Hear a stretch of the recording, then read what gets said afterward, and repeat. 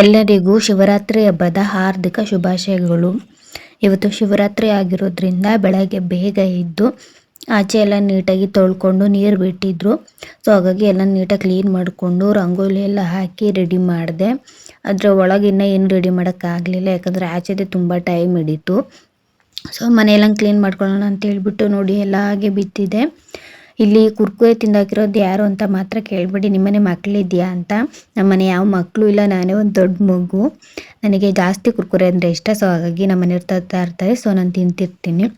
So finally ಹೇಗೋ ಬೇಗ time ಆಗೋಷ್ಟರಲ್ಲಿ ಮನೆಯೆಲ್ಲ ಕ್ಲೀನ್ ಮಾಡ್ಕೊಳ್ಳೋಣ ಅಂತ ಹೇಳ್ಬಿಟ್ಟು ಮನೆಯೆಲ್ಲನೂ ಕ್ಲೀನ್ ಮಾಡ್ಕೊಳ್ಳೋಕೆ ಸ್ಟಾರ್ಟ್ ಮಾಡಿದೆ. ಫಸ್ಟು ಕಿಚನಿಂದನೇ ಸ್ಟಾರ್ಟ್ ಮಾಡಿದೆ, ಯಾಕಂದರೆ ಕಿಚನ್ನು ತುಂಬ ಗಲೀಜಾಗಿತ್ತು. ಸೊ ನೀಟಾಗಿ ಸೆಲ್ಫೆಲ್ಲನೂ ನೀಟಾಗಿ ಬಟ್ಟೆಯಲ್ಲಿ ಒರೆಸ್ಕೊಂಡು ಕ್ಲೀನ್ ಮಾಡಿಕೊಂಡೆ. ಸೊ ಹಾಗೆ ಡಬ್ಬಗಳು ಸ್ವಲ್ಪ ಗಲೀಜಾಗಿತ್ತು. ಅದರಲ್ಲೂ ಗಾಜಿಂದು ಮೊದಲೇ ವೈಟ್ ಕಲರ್ ಇದೆ. ಸೊ ಅದು ಸ್ವಲ್ಪ ಒಂದು ನೀರಿನ ಕೈಲಿ ಮುಟ್ಟಿದ್ರೂ ಸ್ವಲ್ಪ ಕರ್ಕರೆ ಥರ ಉಳ್ಕೊಳ್ಳುತ್ತೆ. ಸೊ ತುಂಬ ಗಲೀಜಾಗುತ್ತೆ. ಅದಕ್ಕೆ ಸ್ವಲ್ಪ ಬೇಗ ಬೇಗ ಕ್ಲೀನ್ ಮಾಡ್ಕೊಳ್ಳೋಣ ಅಂತ ಹೇಳ್ಬಿಟ್ಟು ಎಲ್ಲ ನೀಟಾಗಿ ಕ್ಲೀನ್ ಮಾಡ್ಕೋತಿದ್ದೆ.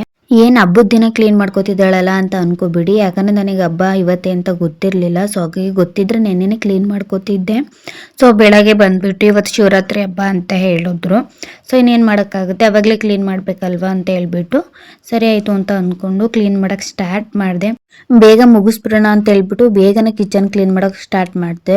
ಅದು ಮಿನಿಮಮ್ ಅಂದರೂ ಒಂದು 2 hours ಅಥವಾ 3 hours ತಗೋತು, ಯಾಕಂದರೆ ಅಷ್ಟೊಂದು ಗಲೀಜಾಗಿತ್ತು. ಅಲ್ಲಲ್ಲೇ ಕ್ಲೀನ್ ಮಾಡ್ಕೊತಿರ್ತೀನಿ, ಬಟ್ ಏನಕ್ಕೆ ಅಂತ ಗೊತ್ತಿಲ್ಲ, ತುಂಬಾ ಗಲೀಜಾಗಿತ್ತು. ಇನ್ನೇನು ಮಾಡೋಕ್ಕಾಗುತ್ತೆ, ಕ್ಲೀನ್ ಮಾಡ್ಕೋಬೇಕಲ್ವ. ಇನ್ನು ಕಾಲೇಜ್ ಬೇರೆ ಸ್ಟಾರ್ಟ್ ಆಗಿದೆ, ನನಗಂತೂ ಕ್ಲೀನ್ ಮಾಡೋದಕ್ಕೆ ಟೈಮ್ ಸಿಗಲ್ಲ.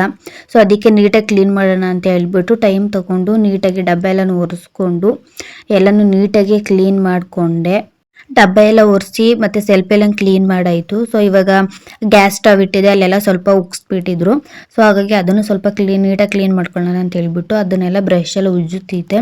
ಮನೇಲಿ ಜಾಸ್ತಿ ಚಿಕನ್ನು ಮಟನ್ನು ಮಾಡ್ತಿರ್ತೀವಿ, ಅದರಲ್ಲೂ ನನ್ನ ಹಸ್ಬೆಂಡ್ ಅಂತೂ ತುಂಬಾ ಗಲೀಜು ಮಾಡ್ತಾರೆ, ಬಟ್ ಕ್ಲೀನಾಗಿ ಮಾಡ್ತಾರೆ. ಮಂಡೇ ಮತ್ತು ಸ್ಯಾಟರ್ಡೆ ಮಾತ್ರ ಮಾಡಲ್ಲ ಅಷ್ಟೇ. ನಮ್ಮನೇಲಿ ಯಾವುದೂ ಲೋ ಫ್ಲೇಮಲ್ಲಿ ಇಡಲ್ಲ, ಎಲ್ಲ ಹೈ ಫ್ಲೇಮಲ್ಲೇ ಇಟ್ಟು ಇದು ಮಾಡ್ತಾರೆ. ನಾನು ಮಾತ್ರ ಸ್ವಲ್ಪ ಲೋ ಫ್ಲೇಮಲ್ಲಿ ಇಡ್ತೀನಿ. ಸೊ ಹಾಗಾಗಿ ತುಂಬಾ ಗಲೀಜಾಗುತ್ತೆ. ಇನ್ನೇನು ಮಾಡೋಕ್ಕಾಗುತ್ತೆ, ಸಿಂಕು ಮತ್ತು ಅದೆಲ್ಲ ನೀಟಾಗಿ ಕ್ಲೀನ್ ಮಾಡಿಕೊಂಡೆ. ಸೊ ಫೈನಲಿ ಕೆಳಗಡೆ ಎಲ್ಲ ಗಲೀಜಾಗಿತ್ತಲ್ಲ, ಅದನ್ನು ಸ್ವಲ್ಪ ಕ್ಲೀನ್ ಮಾಡ್ಕೊಳ್ಳೋಣ ಅಂತ ಹೇಳ್ಬಿಟ್ಟು ಅಡುಗೆ ಮನೆ ಫಸ್ಟು ಒರೆಸ್ಬಿಡೋಣ ಅಂತ ಹೇಳ್ಬಿಟ್ಟು ಮಾಪ್ ತಗೊಂಡು ಅದನ್ನೆಲ್ಲ ಒರೆಸ್ಕೊಂಡೆ.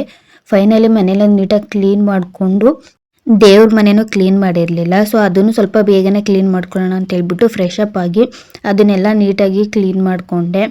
ಸೊ ಅದು ಕೂಡ ಒಂದು 2 hours ಟೈಮ್ ತೊಗೋತು, ಯಾಕಂದರೆ ನಾನು ದೀಪ ಹಚ್ಚಲ್ಲ, ಯಾಕಂದರೆ ನಾನು ದೇವ್ರನ್ನ ನಂಬಲ್ಲ. ಸೊ ಹಾಗಾಗಿ ಸೊ ಏನೋ ಹಬ್ಬ ಇದ್ದಿದ್ದರಿಂದ ಸೊ ಫ್ರೆಶ್ ಅಪ್ ಆಗಿ ದೇವ್ರ ಮನೆಯೆಲ್ಲ ಕ್ಲೀನ್ ಮಾಡಿ ದೀಪ ಹಚ್ಚಿ ನಾನು ಕೂಡ ರೆಡಿ ಆಗಿಬಿಟ್ಟು ಇವಾಗ ದೇವಸ್ಥಾನಕ್ಕೆ ಹೋಗೋಣ ಅಂತ ಹೇಳ್ಬಿಟ್ಟು ದೇವಸ್ಥಾನಕ್ಕೆ ಹೋಗಿದ್ದು.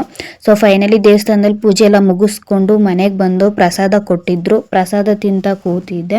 ಮತ್ತೆ ಇನ್ನೊಂದು ಮಿನಿ ವ್ಲಾಗಲ್ಲಿ ಸಿಗ್ತೀನಿ. ಅಲ್ಲಿವರೆಗೂ ಹೀಗೆ ಸಪೋರ್ಟ್ ಮಾಡ್ತೀರಿ. Thanks for watching.